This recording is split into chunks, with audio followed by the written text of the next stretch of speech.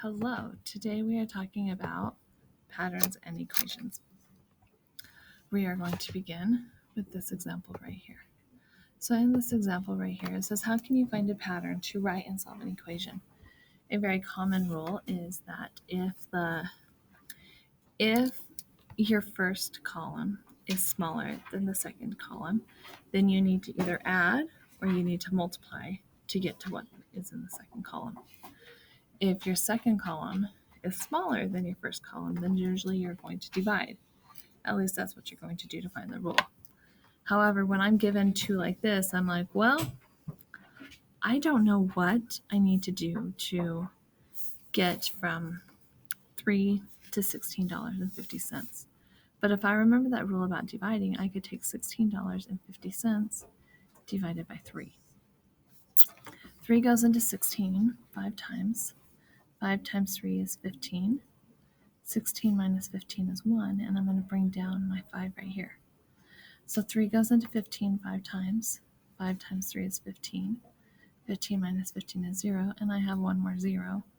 So 3 goes into 0 0 times.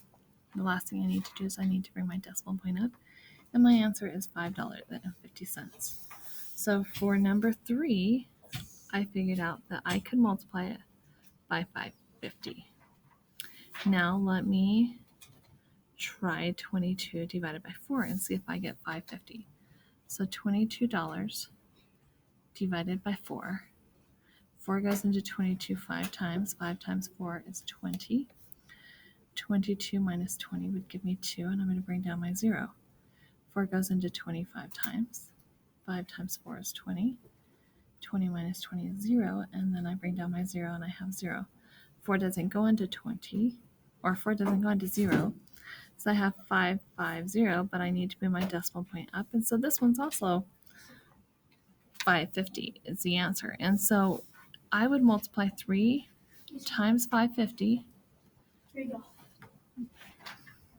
3 times 550. I'd multiply 4 times 550. And so my pattern has to be multiply by 550. Okay, sorry about that. So with this one right here, the rule is, the pattern is you multiply whatever the n is times 50, or 550. So to solve it, I'm going to have to do 550 times 6. 6 times 0 is 6. 6 times 5 is 30. 6 times 5 is 30 plus 3 is 33. Now I need to count my decimal places, 1, 2, and I need to move them over right here. So my answer for 6, it would be $33. Okay, let's look at some of these patterns. If I'm looking at number 1, how do I get from x to y? So how do I get from 3 to 5? Well, that one I can add 3. 3 plus 2 is 5. So let's look at the next one, 6 to 8. Well, that one I add 2 as well. Let's see if it works. So 11 plus 2 is 13. 13 plus 2 is 15. And 15 plus 2 is 17. So that one works. So right here, I would put add 2 to x as my rule. And now to write the equation, it would be x plus 2 equals y. And let's look at number 2. Number 2, how do I get from 2 to 6? Well, I could add 4, or I could multiply 3.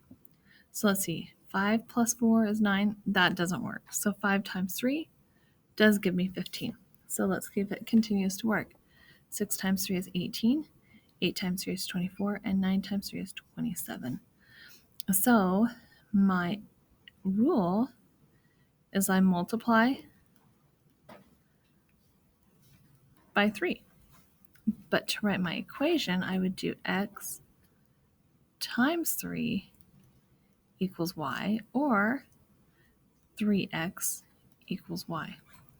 Most of the time you will see it written this way right here, and I want you to get in the habit of it. If you have a coefficient and a variable, write the number or the coefficient first every time. Don't include a time symbol, just do 3x equals y. Let's look at number 3. 4 to 1. Well, I could subtract 3, or I could divide by 4. Let's see. 12 minus 3 is 9, so that doesn't work, but 12 divided by 4 does equal 3. That one does work. Let's see. 20 divided by 4? Yep, that's 5. 36 divided by 4 is 9, and 40 divided by 4 is 10. So my rule is that I need to divide by 4. How do I write it as an equation? I would do x divided by 4 equals y, or x divided by 4 equals y. Either of those two methods of writing it are accurate and correct. Let's look at number 4. For number 4, how do I get from 5 to 0? Let's restart number 4. For number 4, how do I get from 5 to 0? Well, I could subtract 5.